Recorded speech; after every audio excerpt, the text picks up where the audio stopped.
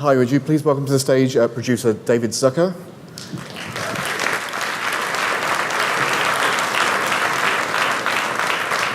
Producer Issa Hackett.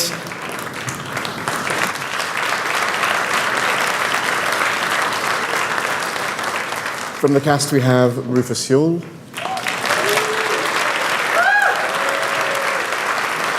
And we also have Stephen Root.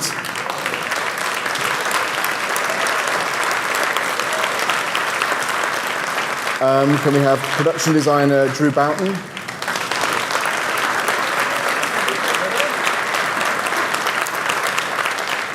Costume designer J.R. Horbaker.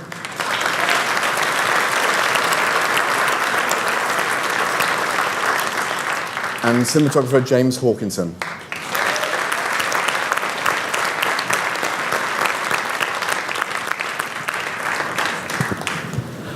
We've got about half an hour for questions. I'm going to start with 20 minutes worth. I'm going to start with the producers, actually. Now, the novel by Philip K. Dick, it was actually written in 1962, and it's basically, you took that premise for the first series. How did you adapt season 2? What ideas did you have for season 2 going into it? What were my ideas? Well, the writer's ideas were really... And actually, I think our head writer, Eric Olson, is here from season 2. Yes, where is he? Stand up, Eric. Stand up. Good ideas. I mean, honestly, Eric would probably be best to speak to it, but I mean, we obviously at the end of season 1 had sort of set course with really orienting the audience to the expansiveness of this world, and season 2 was really to try and start doing some deep character dives. And that was really where the attention was mostly paid. Obviously, some is still being drawn liberally from the book, but there was a lot of originating territory that we had to discover. I'm going to go to Drew now, because this is an extraordinarily realized world. How do you approach a project like this? You're dealing with not just alternate realities, but you're dealing with several alternate realities within the prime world, I believe you call it. How do you start with something like this? Well, we started with a lot of research about the exact time period, and then we looked at a lot of research of World War II and every aspect of that. And then we had a series of conversations, and basically the thought experiments, which are the central spine of the show, which is how is it different? You know, so it's a period show, really, but it's an alternative period show with, you know, huge differences in terms of the things that are how they're different. So we spent a lot of time talking about what things can and can't be in the show because of that. And it's just a tremendous number of interesting things. For example, we took away the 57 Chevy, because if America doesn't win, you don't get that amazing 1950s America. It just never happened. And you don't have rock and roll the way we think of it. There's just all these things that, so there were a lot of, almost a sociology discussion before even a design discussion. Well, there's also a very big difference between Nazi Germany and Nazi America. What kind of conversations did you have about presentation of those two places? We looked a lot. It's amazing what you discover about your own country when you really look carefully. And we all had sort of assumptions about history, but when we looked carefully at history in the United States and the number of actually American Nazi people that actually existed, and their beliefs and how strong that opposition to even getting in the war was from that group of people, we were able to really understand that this is not a thing that is just one country in the world could do this. This is a thing that could happen to any country. And for me, I think about this in terms of 9/11 and post 9/11. So I look at the things that my country did post 9/11, and I see how those things are, some of them very parallel to Gestapo things. Mm-hmm. And so we really were looking for ways to show that as a real sort of through line spine, because that was really, I felt, very much the point of it. Mm-hmm. JR, a question for you. Yeah. How do you approach the costumes in a world like this? Yeah, well, a lot of what Drew said actually holds really true for the costumes. I mean, clothing is like any cultural cue. It's a river. It's an ebbing river that carries the past, and everything from the past kind of flows forward. So on a project like this, the key was really for me, stepping into this, to go back to the fork in the road. And you have to study. It was such an intense research period because you have to know our history inside and out, and then you have to do the really hard task of holding up a mirror to yourself and trying to identify all those things that we really take for granted. This world is a world where when that fork split, you start to think of the 1962 and sort of the index for modernity could no longer be that Mary Quant miniskirt, because the free-spirited optimism that we so well know and the kind of rock and roll influences, they just never happened. And Drew and I had so many discussions about how the power of omission is very, very strong and subtle, which is important for the show.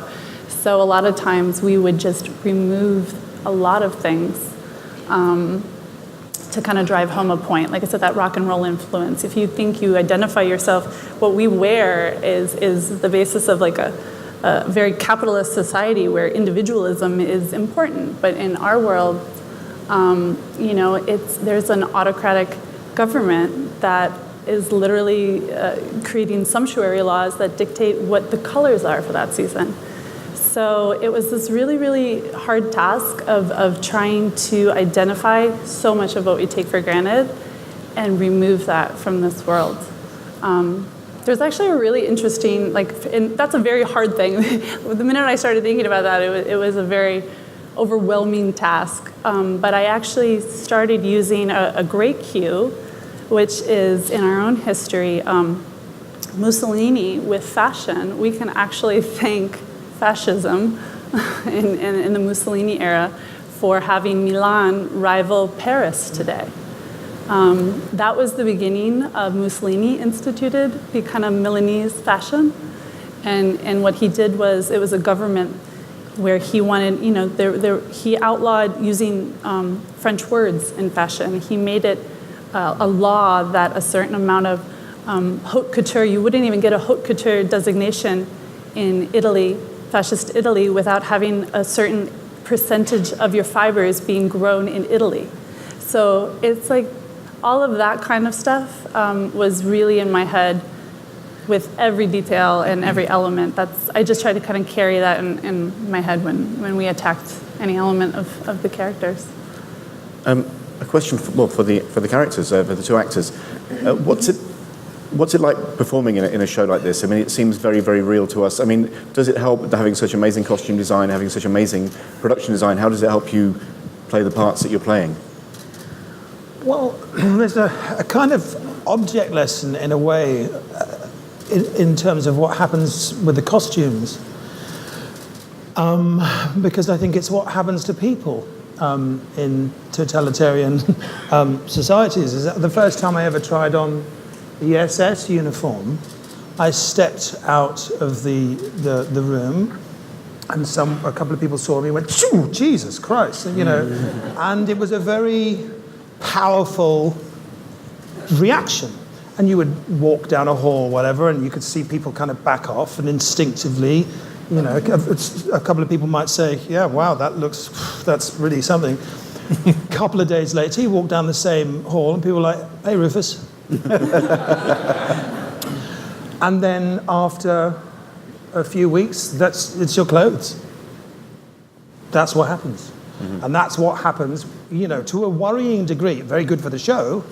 A little bit something you need to take care of personally is that when you are so surrounded by this iconography, normal. Yeah, I'm used to having a picture of Hitler over my shoulder now. It's not a healthy thing. Yeah. It's very good for the show because the clothes become clothes, your seat's a seat, and it has to be that way. Yeah. That you're not walking around being a Nazi, you're walking around being a human being. You're breathing, you're eating, and that's what happens. People forget, and it just becomes normalized, which is what the show is about. Yeah. And Stim, your character is slightly removed from the Nazi theme. How did you feel about working in that set? I thought what was wonderful about the Man in the High Castle's introduction was we started in the first scene was in a tiny little trailer, and it finally opens up into this huge barn with thousands of cans of films, and it was like a small explosion. It's like, boom, there you are into this world now.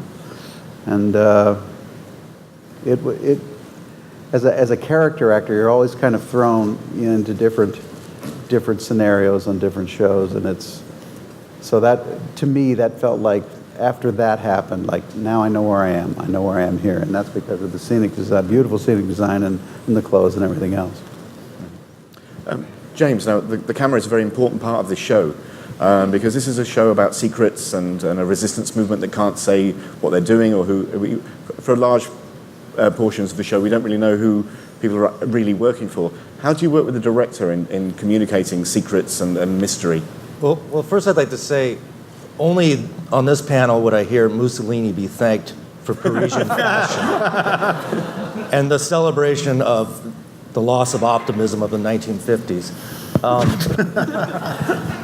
But I suppose they're talking about limiting certain creative choices, and perhaps that happens a bit with the camera and the lighting and the colors that we use and so forth. And we're just trying to create a nostalgia and that's evocative of the early 60s. And guest directors, they're always encouraged to approach things as cinematic as possible. And certainly, I'm there to help steward or champion that cause. What did you look at for the movie? Because in the very first episode of the first season, they come out of the main character, Joe, comes out of a cinema that's showing a Rock Hudson movie. What kind of things were you using for your palette when you? Well, it's a limited palette. It's more of a Kodachrome palette as opposed to a Technicolor palette.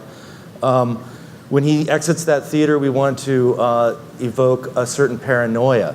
As he goes through that lobby, we just linger on a silhouette-y character who kind of just looks over his shoulder. It's just a throwaway visual thing that we did that is evocative, and I think that's we wanted to continue give this paranoid, oppressive feel to this totalitarian world. Mm-hmm. David, you said that you wanted to go deeper with character in this series. To throw that to Rufus, your character certainly does go a lot deeper in this series, and certainly in the series finale. How did you approach the character, and what do you think came out in the second series? Well, it's something that I'd always. It was the attraction of the role, actually, because when I first read the first episode of season 1, Smith in that looked pretty much like a stock bad guy. You didn't see much of him, and I was slightly in doubts about whether to go forward or not. And then I saw episode 2, which was already written because 1 and 2 were originally night 1. And you saw a man with his family being not a brutal father, and then you saw a battle from his perspective. And this idea that had been sold to me from Frank Spotnitz started to be quite believable, that what was there was a potential kind of dark everyman.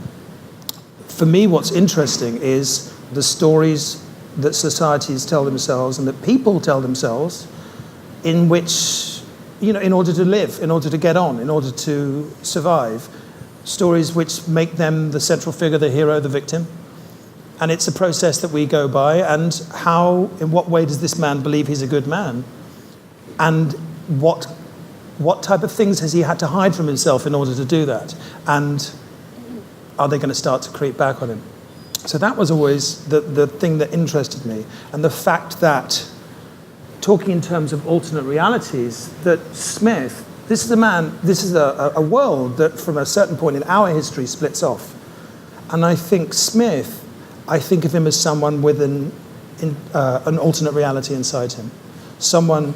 There's a constant dialogue or conflict between the person that he would have been and the person that feels he has to be in this situation. And that conflict has always been bubbling up, but the writing and the design and all of those things just make that more and more possible. And that's one of the great things about long-form television that we have, is that you can tell these stories with that amount of detail and patience and depth over time. Stephen, we've finally seen the man in the high castle. We've seen a bit more of him. What can you reveal about him and how he might develop in a future season? Well, obviously I'm not privy to what we're going to do in season 3 yet, but it seems to me that more and more of what you've seen through season 2 is that he's almost kind of a gatekeeper of alternate universes. That he's a man who has a mission to save this world, and does he have a mission to save other things in other worlds? Can he track people in both universes, or are there more? I mean, it's an open question, which is happy for me because I'm a big sci-fi guy from the way back, and I'm happy to see it go that way. Isa, you have quite a close connection to this material. How do you feel? Character in particular. Well, could you explain? Well, his character, Abinson, was really a stand-in for my dad, who read the book. And I had a little moment when we shot the scene that I think you all saw, which was the Juliana Abinson conversation about kind of what it all means. And I was on set, and I was, I'm trying to keep it sort of separate, but it took me by surprise that when you played it that way, and that was your choice, which was beautiful, it made me cry. I mean, it was powerful, emotionally powerful for me. So I hid behind the monitor. And then I told you later, and you were so sweet about it. Very sweet. Yeah, but so there are certain, for me, elements that feel very personal and are rewarding through this process. But I kind of have a picture, a mental picture of his picture, in my head, because that's what it is. it's great. This is kind of a question for anybody, really. Current affairs kind of caught up with this show, because when it first aired, the elections were a long way away, and now in season 2, a strong theme through throughout the show, throughout the series, is nuclear war. We've seen a lot about nuclear war in the news lately. I wonder, were you aware of real life catching up with the show, and did you try to deflect that? Did you want that to enter into the series? Yeah, it's great for us. My point being, did you Imagine that our reality would catch up did you with fight the show. trying to be too topical? No, the world's changed and become, unfortunately, more like the world of the show, or the threat of it. I mean, you couldn't those plan were it. organically the stories we were telling. And as Rufus mentioned, the normalization of the racism and the kinds of horrific acts that we can take on as humans that we are being confronted with globally in different manners. I mean, it's sort of staggering to encounter that in the paper each morning before you read what comes out of the writer's room or what you see on screen each afternoon. But the relevance and the resonance as it's grown more tightly bound during the course of the show is troubling and disturbing for all the obvious reasons. But it's not something, I think, in terms of the execution of the series, we're trying to stay very true to the world and the characters that we're exploring. And I think what the effort the first season was to make sure that viewers were able to identify, as Drew and JR were talking, identify and recognize part of our history, part of our world, and find, as Jim was mentioning, what's disturbing, what's missing here. And in some ways, what is most horrifying in experiencing it is that very normalization of what becomes acceptable. And in following the Juliana character and many of the others, how do you confront that? And so I think what's been unexpected, perhaps, is our hope that through the journey of these characters, we can find our own empowerment and a way of challenging and confronting the things that are going on in our world today. And also, actually, even reading the pilot and doing season 1, there was definitely a sense of it being very timely. I mean, I think when it was written in 1962, it was very timely because this process of normalization of, you know, ingesting horrors with your cereal is something that happens in one part of the world all the time. So through the course of the first season, we were very aware of parallels. I mean, it got a little out of hand in season 2, but it was always there. It wasn't a total surprise that things started cooking up this way, because that was the kind of like the flavor of the time. Well, almost, I remember in the interviews Frank did at the top of the first season, he was always talking about how troubling it is for him in seeing how much has become acceptable in this country, and where are those voices that are challenging what one or another may or may not agree with.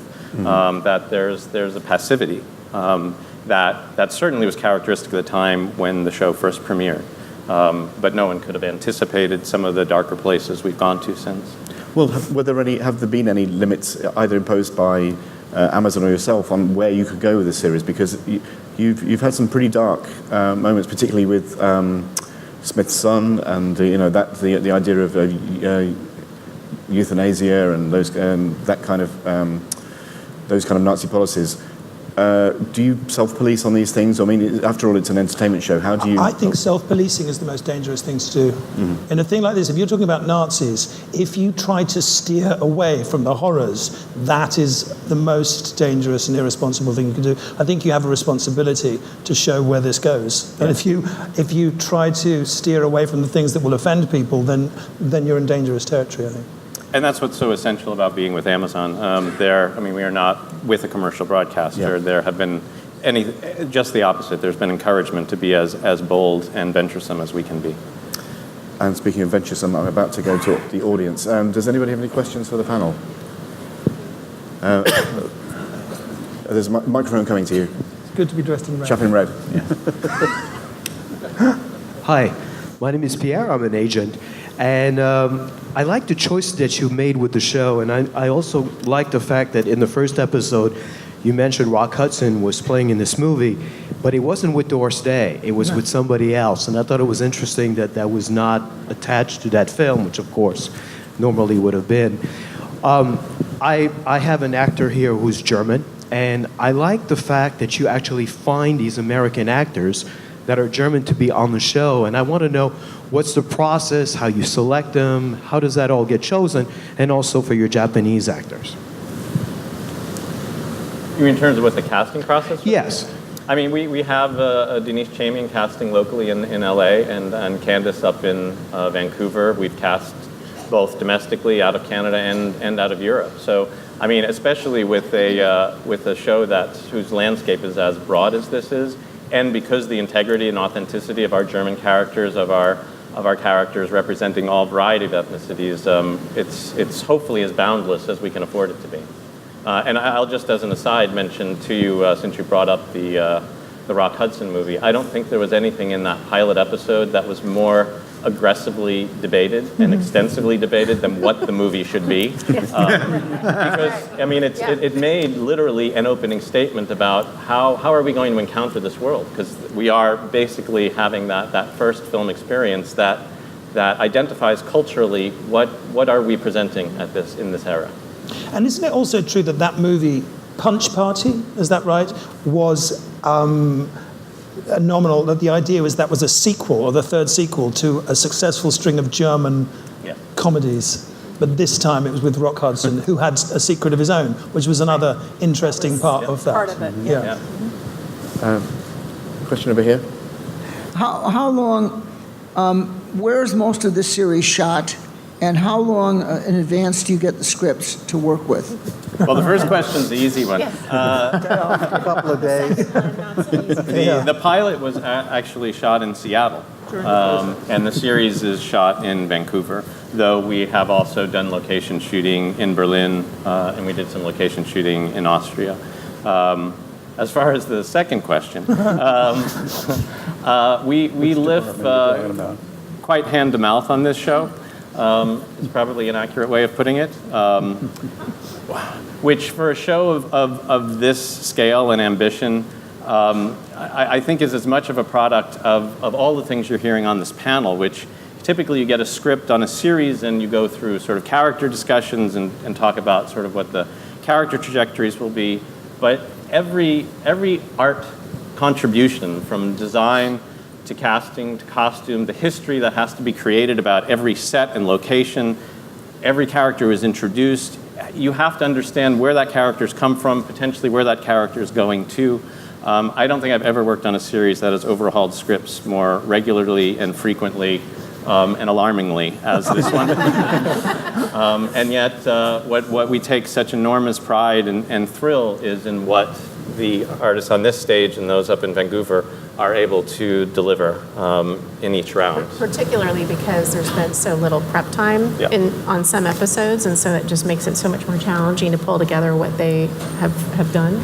They work triple time, at least. But we're appreciative of the fact that it's a collaborative process, so that we're able more than to, makes up for it. Yeah, it really does. Question here. Hi, great job across the board. I have a sort of technical question. You have 3 different languages, and I imagine in real life in the latter 20th century, all 3 languages were affected by real-world events in terms of their dialects. How do you handle that in terms of rendering what's supposed to be alternately authentic for English, German, and Japanese? Advisors? I mean, it's not about dialect, but I'll say that we have some really amazing tech advisors on our show. We have Japanese advisors and German advisors, and we are constantly consulting them. It's not about dialect, but it probably speaks to this. Like Drew and everyone is saying, it's sort of, our world is a real world, but an alternate world, just like you said. So I remember having a moment where we had a scripted librarian, and Tagomi is supposed to go to see a librarian, and it was just scripted as like just a librarian. It was going to be a Japanese actor, but a librarian in a very traditional Western sense in San Francisco. And I went into the fitting, and I went ahead and did a somewhat, cardigan and pant, and I did a little twist on it, and I put kind of a kimono closure on the cardigan. But then I really wanted to reintroduce the sense of the professional kimono, which is kind of speaking, like I said, it's not to dialect, but it's the sense that we do these small tweaks, which we're hoping are subtle enough and small enough to distinguish our show, which I think, the detail of these little dialects and these little changes make our show very distinct. But so the advisors, I said, I really want to reintroduce the professional kimono, which at the time in '62, in our '62, the kimono was regulated to really the home. And the professional kimono had gone way out of fashion when Japan opened up to the Western world after the Victorian era and business and models, and they started dressing in very Westernized clothing. And I remember consulting our 2 consultants and Japanese consultants, and they got into a pretty feisty argument. One of them was like, absolutely not. This is not okay. This was never supposed to happen. And this doesn't happen in '62. Japan is way more Westernized that he would be in a suit. And the other Japanese consultant was, well, I think it's a wonderful return to Japanese values that you're addressing, and this could possibly have happened in your world, like that people kind of reinstated this. And I went to Frank Spotnitz and Dan Percival, our supervising director at the time, and I was like, this is my idea. I'd love to put him in a professional kimono, but I have this backup option, and here's the arguments. And they both just kind of with like a raised eyebrow were like, well, if we got them arguing, we're doing the right thing. Let's put them in the kimono. So to the dialect, I don't know. I know it's not specific to the dialect. I don't have our coaches here, but we have amazing dialect coaches, and we do try, and I think across the board in all areas, there's not a single area of the show that is not addressed with slight tweaks to try and help it make I would say that the one most pressing dialect question actually is not one you would expect. It's trying to stop unsolicited German accents. Because people would come on set and they would put on a Nazi uniform, and unbeknownst to even them, would start speaking and just say like this. Why are you talking Which like is that? exactly, this is one of the things you want to avoid doing a show like this, is not to let your subconscious make cliche decisions for you. So you give a guy some gloves, then he immediately starts to pull on the finger. So I considered it my job a lot of the time to remind people that they weren't German. They go, oh yeah. So, I mean, it's not an answer to your question, but that was something that kept on popping up. We've got time for one more question. Lady in the middle here. There's a microphone coming to you. Oh, the microphone coming. And I wanted to know the process that both you and Stephen go through, and what are the most difficult scenes that you have had to work on and shoot? Thank you. Process in terms of what? I'm sorry? Just process on your character. How'd you do it? How'd you do it? Well, I got a script, and I looked at it, and I went, oh, I've got to say this. Bob's your uncle. No, I think we all obviously read the book and immersed ourselves in the world of what it was. And even though my character is a bit different than the book, you get the sense of what he could and should be. And as Isa said, it's based on her father. So, that was my research. And I wanted to say also about Rufus's thing. That's what makes him so relatable, I think, is because he has a completely American accent. He's just like a guy, and I think that's an amazing choice and so great. Thanks, man. Well, there was another part to that question, which was, what was the most difficult scene that you had to film? The most difficult scenes, the most dangerous scenes, are the ones that you've seen on TV before. I think they're the ones where they're the ones that the show and the performance and the character lives, because they're the ones that, like what happens with the day players and the accents, you find yourself making choices that you're not making. They've been made for you by TV that you've watched in the past. And anything that involves anything that you'd think of as Germanic, Teutonic, anything that is to do with, questioning someone or whatever, it's those, as soon as it's something incredibly human, something can take over and you can ground it. But it's where it veers worryingly close to shit you've seen before, that's where you have to really keep a check on yourself to bring something to it. I'm afraid that's all we have time for. Thank you to the panel. Thank you for coming.